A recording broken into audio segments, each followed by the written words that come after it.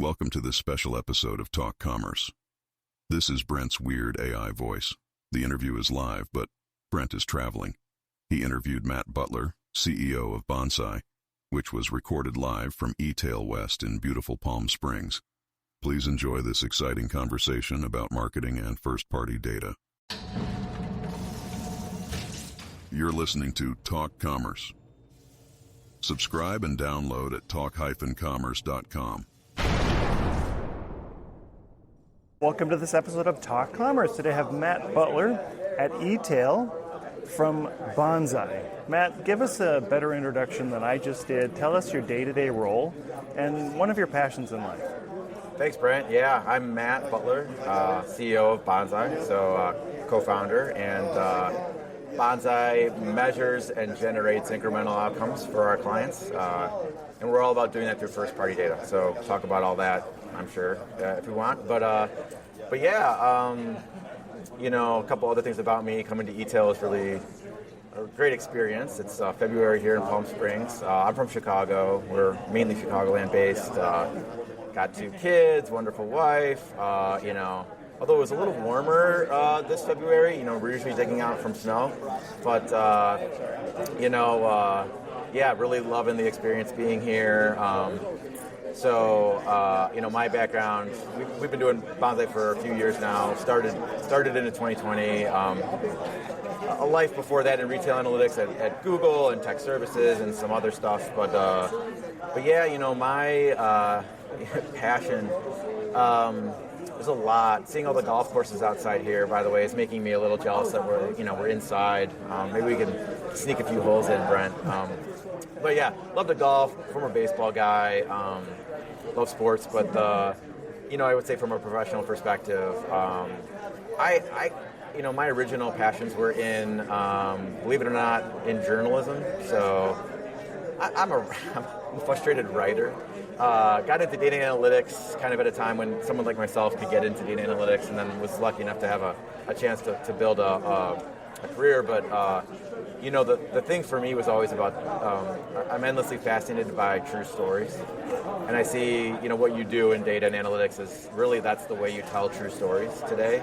And that drives a lot of what we do. But it's also a little bit about, I guess what got me here.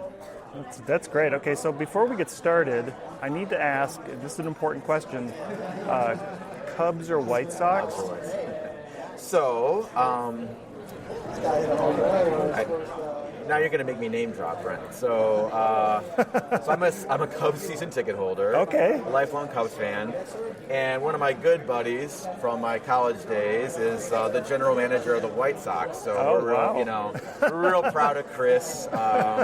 And so, I'd be lying if I said I wasn't. Obviously, I'm playing both sides of the aisle. Looking forward to seeing both have a big 2024. Yeah, and I think you've got a great position because you can be a fan of both, right? Exactly. Yeah, you don't have to actually pick a side. And you know what? The Cubs, when they're up, if the Sox are down one year, the other season Sox will be up, the Cubs will be down, and both stadiums have great food and cold beer. So what can go? Right. What can you say, right? My dad is from Chicago, and we used to go for a weekend in the summer to see Cubs, a whole series. Yeah. I saw Sosa against McGuire.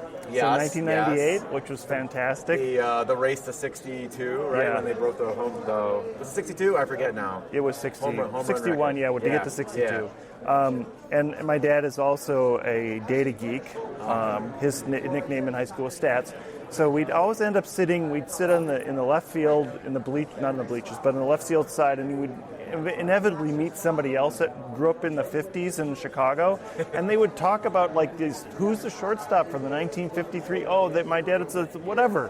So, anyways, that's so cool. Yeah. So that is a direct correlation with data because baseball is a great data sport, right? It's the data sport, right? And then the argument over. Do you win a championship with analytics or do you win it with, the talent in the eye? And I like to think of it as, really it's a debate of what wins you the championship data, which will teach you how to win a whole season, or the other things that might win you a game or an inning or a pitch, right? Right. So, yeah. Yeah, so that is directly related to how people use the data on their websites, right? Like your long-term goal is to win. You want to win as your company. Tell us a little bit about how Bonsai fits that data in and helps them. More than the short-term wins are easy. Like you could do a short-term play on Facebook ads or whatever and get something, but the really goal is the long term. I mean, that really gets to, I think, what I guess, we've seen for a little while now, but I hear all the time, which is you talk about the kind of trajectory of, even before the pandemic, but post-pandemic, there was definitely a time when you to scale your brand or your business, it was to some degree as simple as having a good site, great product, give a bunch of money to Google, give a bunch of money to Facebook, depending on your category, right? But and it scaled and it worked, and as long as you didn't totally mess it up, your business could go up and to the right, and that's different now, right? The attention around your consumer is incredibly sophisticated. So many platforms, it's competitive, and so everyone's sort of hit this sort of plateau, is what we hear, and so, I guess that gets to how Bonsai thinks about the world, thinks about how we help businesses kind of get back on that upward trajectory, is that, the days of being able to simply throw more money at driving additional, short-term outcomes or conversions, from your ad platform, it wasn't adding up to long-term value. A lot of the sales you can generate by doing that aren't incremental. They're not new. They're not real. They're not from new customers. They're not growth, right? And so tackling that is then hard, but that is where the sort of revolution on the measurement side and how to use this stuff comes into play. Bonsai is a first-party measurement solution. There's been measurement platforms for a long time. Our sort of aha was that you could do all the things you need to do, not by a company giving you another piece of technology to put on your website to collect and store and track and measure the data that it wanted, but to say, hey, a business's own sales data and customer behavior insights and identity and touch points, those things, when stitched together, can dive deeper so that when you're thinking about acquiring a customer from a Google, you can see what else that customer is doing. You can understand if it's really a new one, or how to optimize media to find that next new customer. And so, I guess that oversimplified, I know, but is a lot around how we think about it. This is kind of why we're doing what we're doing, and what we're seeing is that this is not only. I guess the other thing is for a company to think that they could solve their own data, integrate it, measure it, and then activate it. It sounds, even saying that sounds daunting, right? If you're not running a data company, how do you do that? And not just people like us, but with the way things have gone with AI in the cloud and just sort of democratization of the tools to do that, it is achievable now, right? And that was my message on Monday, talking to folks at we did these roundtables and met a lot of great people here at eTail, and honestly, that's what I wanted to talk to them about, is if I could tell you one thing, is I want you to feel like you can do this now. When you're talking about data wins and a lot of measurements and testing, I saw an interesting study that Booking.com is really big into CRO, and they consider 10% wins a great outcome because they're learning something from each one. Yeah. What is a good, if we talk about a batting average, 400 is unachievable anymore. Is there a good win rate for data, or is it different for everybody? Absolutely. This other thing is resetting the paradigms, right? So much of what we've done in marketing measurement has been to say, well, I got to launch on a platform and I got to have data that says it's a 10-to-1 ROI, right? I've got to have 2,000% returns. So if you take a step back, right, if you're in the marketing or you're in this ecosystem and you're not from a finance and operations and whatever perspective, I run a business, right? So people might not know this, right? There's no such thing as 1,000% ROI. If there were 1,000% ROIs, right? They wouldn't need that many people here. You'd all go home. Right. It's a lot easier. It's not that easy. So to Booking's example of 10% being a great win rate when they're thinking about testing and iterating, That is how you have to think about it. Now that feels different. You're talking in lower numbers, but they're real numbers, right? So some of our big wins, we're helping clients take, pools of large pools of money for acquisition, drive 15% better throughput, right? And you're like, okay, 15%, guys, that's 10 million more incremental annual dollars, right? And then people are like, wow, right? Okay, now this is I certainly wouldn't put a number on what's a good or bad result, but if you can frame it in the context of that individual business, 5% might be amazing, right? In some businesses, a 10% lift is all you need, right? And so I don't know if that makes any sense, but it definitely is thinking. It's like the weighted on base in baseball, 112. What does that mean? That means they're 12% better than all the average, the whole league's players, right? That's amazing, right? So yeah, same way with measuring things from an incremental lens with first-party data. Do you find it harder to convince the CFO, the CMO, the CTO on the importance of that small incremental lift? Great question. I would frame it as I think there are two big challenges that I see. To that question of that small win being an important one, that takes change management on the marketing side and the CMO side. I never have a concern. I never get anything but excitement from the financial side, right? The CFO conversation with that kind of win, when they start believing I'm looking at the same data you're looking at and I'm seeing that same 12% change too, it's just smiles and high fives, right? There's nothing more to talk about. They know what that means, right? On the marketing side, it's feeling, the challenge of feeling okay with that. Now the other thing is, I don't know if this makes any sense, but if I took that question and added another layer, so much of what marketing has had to do, right, in so many organizations is, I don't want to say defend their existence, but build the story around, hey, marketing is driving growth. And the way they think about analytics is around, well, first, bring me a lot of data that shows that what we're doing is really adding value. We know we're adding value. Our finance team is skeptical, or our operators are skeptical. And so it becomes this you start with saying, just find things that sound really amazing, and then you end up in a credibility issue on the financial side where you're kind of arguing over are these really right? So I think it's around making the marketers not so much, the 12% thing is part of it, but really I think of it as helping partner, not just with a platform, but with expertise and an advisor who can walk with the marketer to the finance desk and say, this conversation doesn't need to feel so scary. You can be credible in this room, and we want to help you feel okay telling them the truth, not what you think they want to hear. And then that it takes time, but that we see there's a real magic that can happen. Hey there, it's Brent from Talk Commerce. As an entrepreneur and podcaster, I'm always looking for ways to share my message and connect with new audiences. That's why I was thrilled when I discovered PitchDB, the ultimate tool for getting booked on podcasts, speaking gigs, and media outlets. When I first tried PitchD, I was blown away by the results. I had a 100% response rate from the opportunities I pitched, and I couldn't believe how easy it was to connect with relevant hosts and planners. With over 3 million podcast opportunities, 148,000 event planners, and 31,000 plus media outlets, and 11,000 conferences at my fingertips, I felt like I had struck gold. What I love about PitchDB is how it streamlines the entire booking process.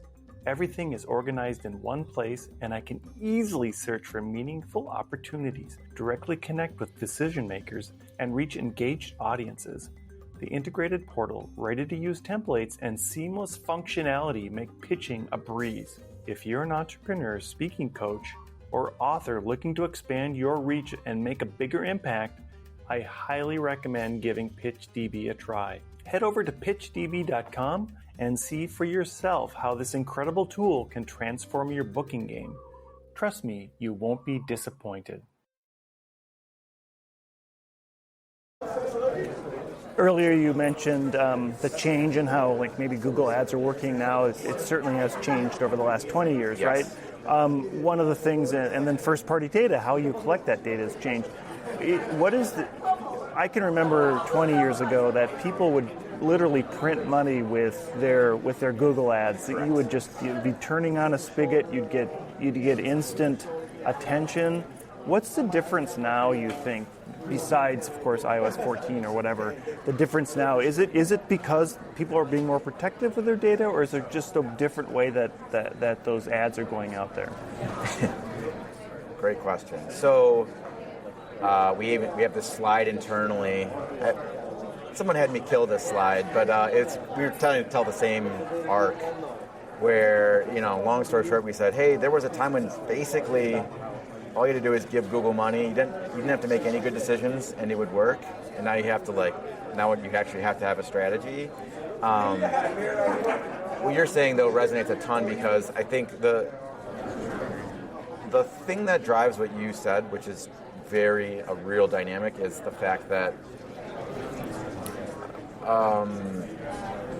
it wasn't that long ago that digital, while growing incredibly quickly, it wasn't the majority of media and marketing with respect to investment like it is now. I mean, it's obviously the pervading investment bucket, not just in retail, but in CPG and pick a vertical. It's largely digital drives your media plan, your marketing plan. Back then, it was still going up that curve, and digital, Google being the primary one, but all digital, frankly, these are auctions. Until everyone's in the auction, you get it at a discount, right? And so ultimately the pricing was still the relevance, the way you could reach a new customer at the right time, right? We don't need to probably re-explain what search is, but it's a great tool to connect, right, the right product with the right person. And yeah, there was a value gap there, and folks who were in front, handing the money to Google, were smart and great winners. Once everyone's doing it, it's priced in, right? It's like getting ahead on a stock. If you're in, I don't play the stock market, I guess, very actively. I'm too busy doing what we do. But I would imagine, if you got Apple 20 years ago, you were probably pretty excited, right? And now you're getting Apple, you're still probably pretty excited. You could still make great returns. You're probably not making 200x like the folks early on, right? So I think that's the dynamic, right? And so it's just more priced in, and it means that little mistakes in who you show your ads to, how you're thinking about it, not valuing the right interactions, can move them. That can be the thing that cuts you off. So I think that ultimately drives it and makes the decisioning of what you're willing to pay so much more important. And the data behind that, so Bonsai would help in that data, how the merchant would see that data and then make some better decisions on how they would do it. Does it matter if it's PMAX or whatever the normal thing, or? No, it doesn't. That's the beauty. In PMAX, things like PMAX are a great example of the many vehicles through which you achieve this, and we can definitely dive into that if you want. And I can put my ex-Google hat on, but I mean, honestly, it really doesn't.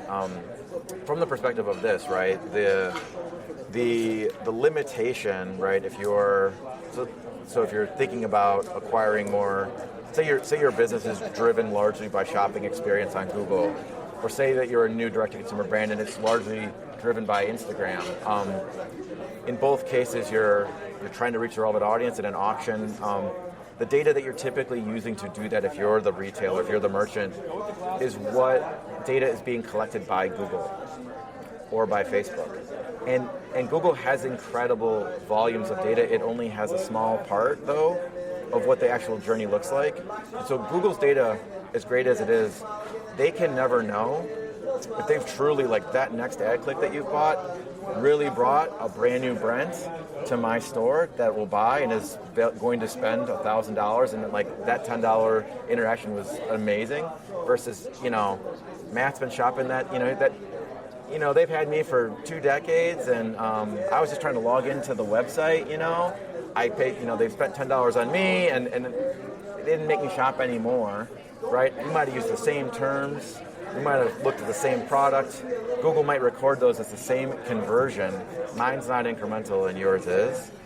So that third-party view of the world, it's very sophisticated, and there's a lot of great attribution capabilities. And I'm not saying there's incredible data science applied to like what they can do with respect to like understanding that journey, but they can only understand a part of it.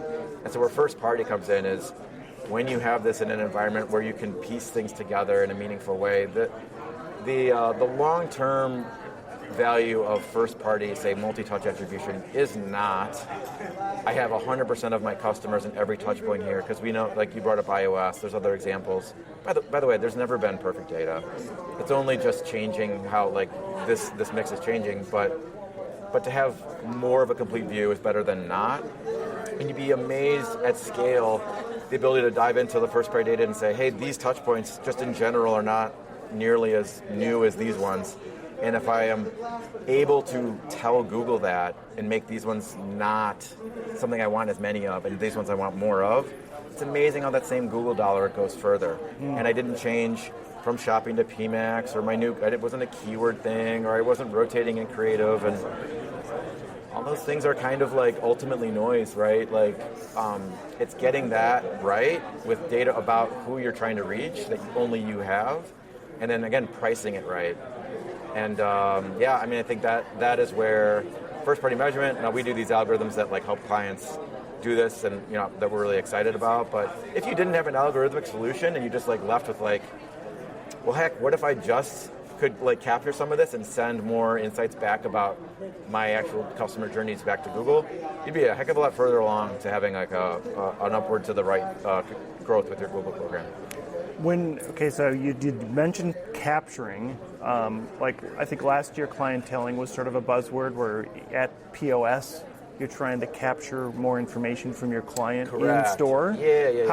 How important is it for a retailer who has brick and mortar and online to try to capture more of that data, either to try to get people who are online into the store or people in the store online? So maybe let's break it into like two things we would recommend to anyone with this question. So one is have a single source of truth with your customer identity. If you've got online and you're going into stores, unify that customer ID, right? Like use a point of sale that like you can bring that data together. If you're a brick and mortar going online, same approach, right? Have a single view of your own customer. That's huge. From there is transaction data, from there is financial data, from there is like gross margin and all these other things that you can break in. But like that's fundamental, right? Like get a single view of your own customer and your own business. And then like it is both true that it can be challenging to bring things other than online into the view of the digital journey. So it's not trivial, right? And like bringing this together is why I guess the Bonsais exist and like other things, but don't think it's not possible. And that is another like that I couldn't say that 8 years ago, couldn't say that 5 years ago potentially, where there was a decent lift if you didn't have like a good amount of engineering within your own organization. It might not be something within your capabilities because you might need to build your own APIs. You might need to store bring your information from on-premises to the cloud. And like there's stuff to do. There's a lot of this is democratized now. And so like just think about it as a new world where like really there's not a lot of difference to many of us when we see a store, we see it online. Right, to us it's like the same opportunity, and get it unified, and then from there work either with your own teams or bringing that information back into a view where you have analytics, where you have marketing, is achievable, and then you're kind of on your way. Okay, so last question. That identifier, is there, and let's just say we're looking forward into 2024. Yeah. What are you seeing that's going to shift the merchant to do more with data rather than less? And do you think there's still a lot of merchants out there that just are measuring bad data or not measuring at all? The second part of that is still a challenge. There's a lot more merchants out there than you might think who are like, need to start measuring anything. Or are awakened to the idea that there's more to measure than just how many clicks and impressions you got. So that's the first bit, right? So one, there's a lot more to measure, and it's powerful if you do. The first part of that question again, Sorry. It was, what was the first part of my question? I'll have to go back and look at it. Identifying that the 2024, what's coming. Sorry, lost in my own rambling answer. So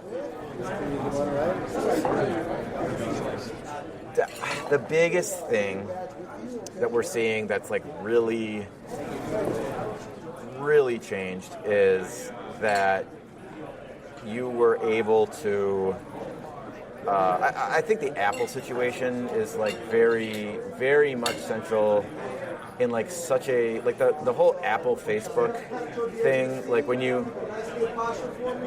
could get all of Facebook identity through your customers who are on iOS, and like a lot of your bigger brand, like a lot of any kind of brand, right? iOS is a ubiquitous part of the retail consumer experience in the States anyway. To have that like genuinely basically just broken on the ad platform side, and then have Facebook basically turn to their customers and say, you guys better figure out how to send us your conversion data. You have this sort of moment where everyone's like, what does that even mean? Like, our conversion data? Like, you want us to tell you? Oh my God, what does that mean? Well, it means we have to have where's your system of record, and where's your customer ID, and where's your CRM? And so it was this like, oh bleep moment of like, guys, what they asked you shouldn't be this hard to do. And it just exposed everyone to like, oh my, goodness, like we've got a lot of work. So I think, 2024 is not the first. This is sort of the. I think I guess I consider myself in one of these people, though. I think a lot of us who are, on some of the, more bleeding edge of this, we tend to think of this as an old problem. 2024 feels to me like a more of a mainstream, like now this is like real. Everyone has realized this is a massive problem for them. Now, where are they in like the stages of grief? I think there's a lot to say there, right? So I think the majority of people probably are definitely not over like the grieving process to even begin actioning. So my view is like if you're willing to even begin thinking about how to solve this, you're going to be ahead. But I think that's like that way like the thing that we'll see more broadly is we're going to start seeing people have to address or at least have to have an answer to their boards or to their finance teams or anyone, this sort of like mainstreamization of we're the retailer, we need to own our customer conversation and our data around it, frankly.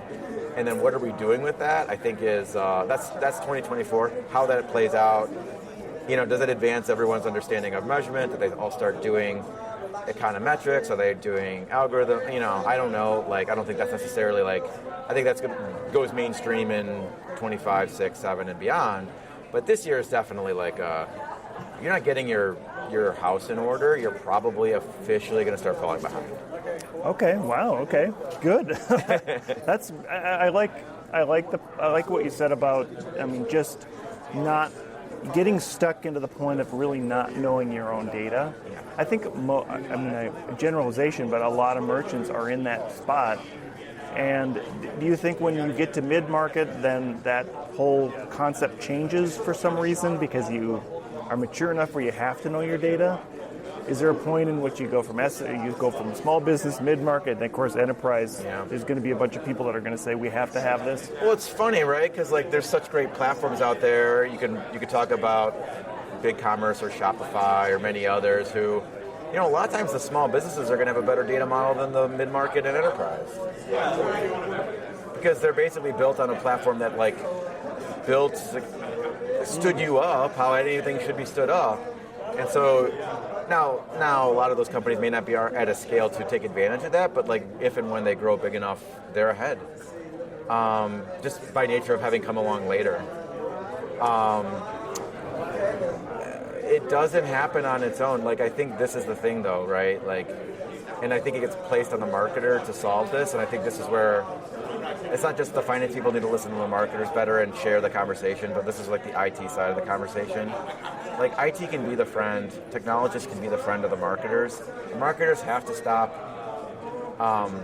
putting IT in a corner, and IT needs to like put their guard down and just acknowledge that like they are the people that can help understand and deliver on this, but and IT rightfully so has like been put in some like challenging situations at companies, but they're the key to success. They're only better together.